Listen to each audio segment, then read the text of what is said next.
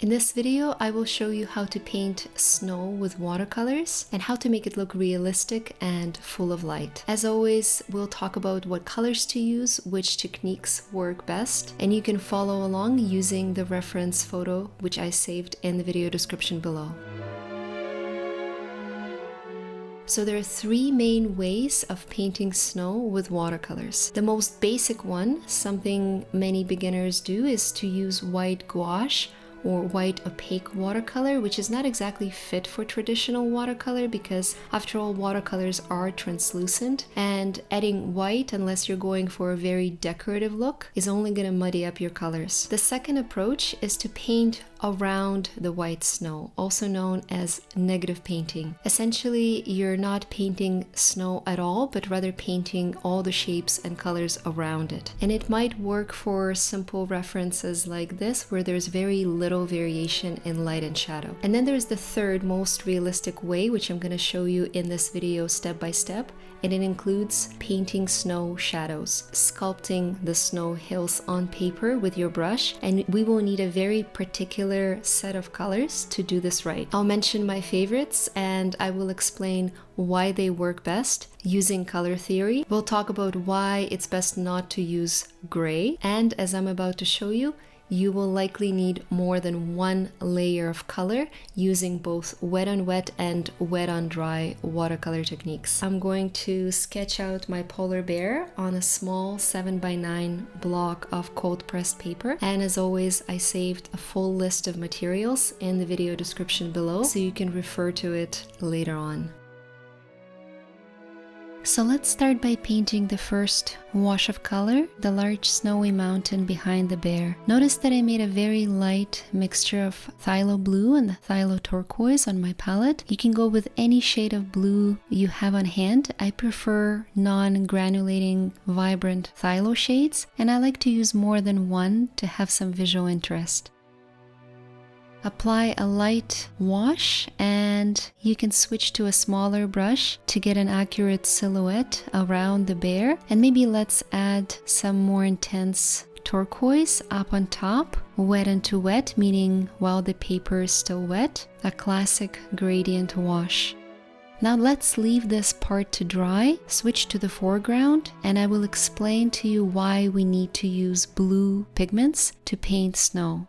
Here, by the way, I will use yet another shade of blue, cobalt teal, just for fun, as it will look even more vibrant, pushing the foreground forward visually. So the reason why all the snow appears blue to us is because it's made up of many tiny ice crystals which have no color, but they do reflect sunlight. And sunlight, of course, is made up of all colors of the rainbow as we know it, but blue in particular has the shortest wavelength. So it's the blue color for the most part that gets dispersed in all directions, reflecting back on the snow, especially in those shaded areas where the light is less direct and it hits our eye, which is why we perceive these shadows as blue, like the mountain we just painted in the background. The foreground is getting a lot more sunlight, so in addition to the shaded areas that we will cover with a very light blue mixture, you want to leave a few highlights without any color at all. Because in traditional watercolor we don't use white pigment, it can muddy everything up and you kind of want to avoid it unless you're doing decorative work. What you want to do is leave those highlighted segments completely dry, so the white of the paper will serve as the lightest part of the painting. As we build more and more color on the snow shadows, those areas will stand out and will look super bright. My main tip for you here is to observe the direction of light very carefully and make sure the highlights you're leaving are positioned in a way that follows this logic.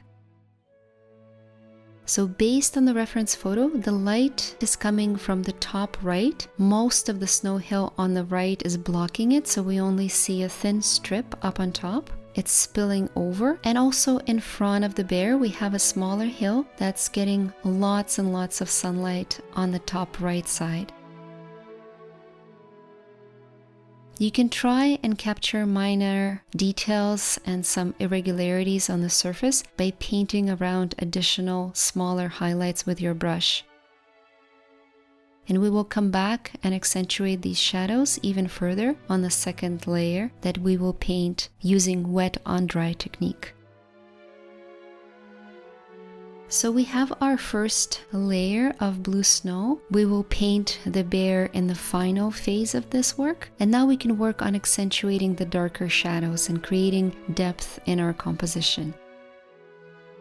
The easiest thing is to make the background a step darker, and I will use the same blues to cover the mountain once again, but this time I will try and skip a few large segments, painting around them so they remain much lighter. In the reference photo they look like large layers of snow, so it makes sense to keep them a bit lighter than everything else.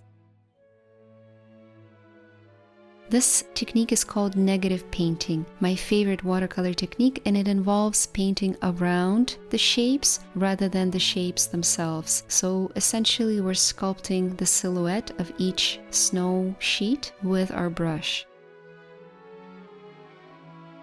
I have a brand new in-depth class focusing just on this watercolor technique. It's particularly useful for botanical artists. It's one of my most popular Skillshare classes, and I will leave a link to this class in the video description below so you can try it on your own time.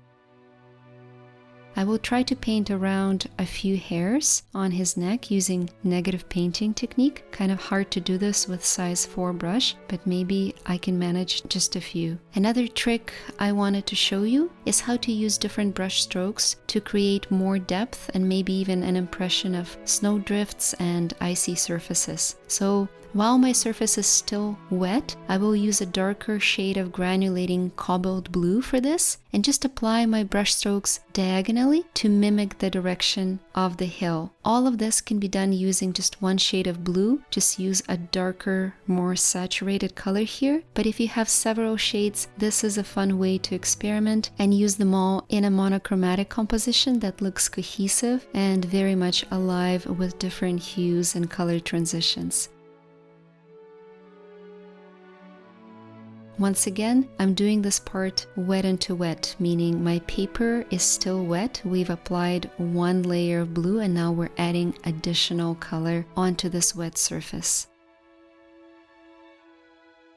And now we can add the second layer of color on the foreground. I'm going to use my phthalo turquoise again, just a little bit more saturated. So as you can see, for each small segment of the snow, I'm applying very dark phthalo turquoise right in the shadow area and then blending upward towards the highlight with a damp brush.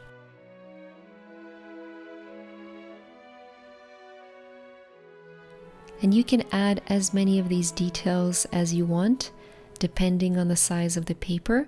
I'm trying to get the majority of the detail right in front of the bear, because the more detail we have, the more the viewer's eyes are drawn to that area, so it's going to help me keep the focus on the bear.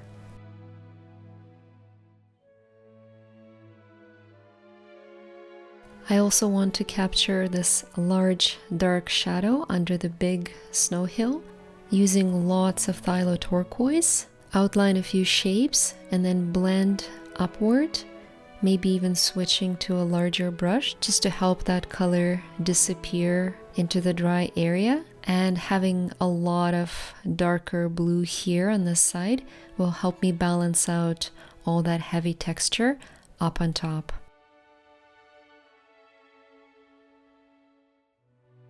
Now we can finally paint the bear, and I will cover the entire body with my transparent blue, working carefully with the tip of my brush to leave a thin white highlight on top of his head, his ear, and the paws, just like we did for our mountain in the foreground. The sun is illuminating the bear from the back and spilling over to the foreground, which is why we have this very thin, barely visible line of light around the silhouette. And I will add some gold ochre in the shadow areas, again using wet on wet technique to have a smooth transition of color.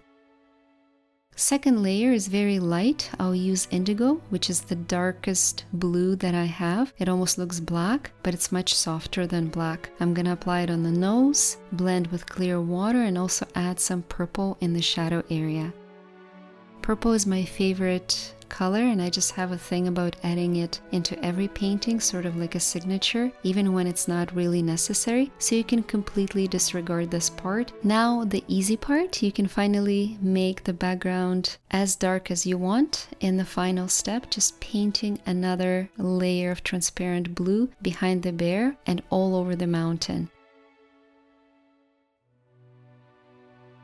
It's really the best part of watercolor painting, this ability to glaze a bunch of color and still see through it. So notice how your original layers, the first two we painted, are still visible. All those spots and details and even the granulated cobalt blue, everything is still there. We're just making it a step darker. And because of that, because we're building more shadow behind the bear itself suddenly looks a lot lighter and stands out much more. Once again, I'm going to apply these diagonal strokes here, wet on wet, using my darkest shade of blue, so when these strokes spread, we can still see them as if they're shadows falling down the mountain hill. This time I'm using Indothrone blue, which is also a part of the indigo color I've used before.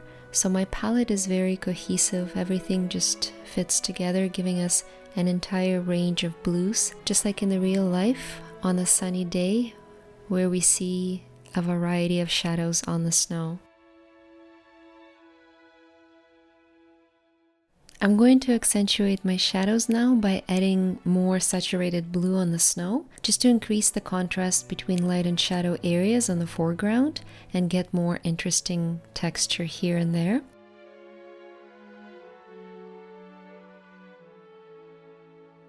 And maybe let's capture additional details on the bear using fully saturated indigo or your darkest blue.